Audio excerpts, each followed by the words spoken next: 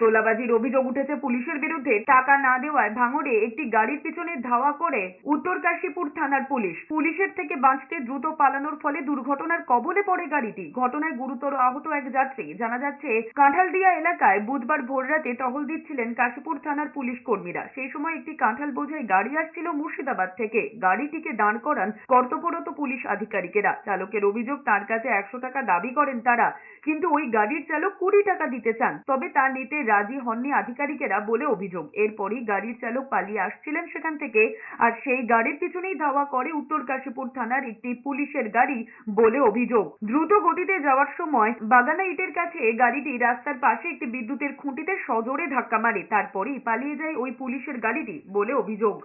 পয়সা নেওয়ার জন্য তাড়া করেছে। আমি ওখানে দাঁড়িয়েছিলাম, 20 টাকা দিতে গেছি, 20 টাকা নেয়নি। কি বললো? ও বলছে কি 100 টাকা দিতে হবে। আমি বললাম আমার হাত ধরার টাইম হয়ে গেছে, আমার কাছে 100 টাকা নেই, 20 টাকা দিচ্ছি। দিয়ে ও নেয়নি, আমি চলে এসেছি, ও আমাকে তাড়া করে নিয়ে চলে এসেছে। তারপরে এখানে এসে ও একটা গাড়ি দাঁড়িয়ে আছে, ও 2 গাড়ির মিডিল দিয়ে ঢুকে আমাকে চেপে সাইড করে দিয়ে আমার গাড়ি পোস্টারে লেগে গেছে, ও পালিয়ে গেছে।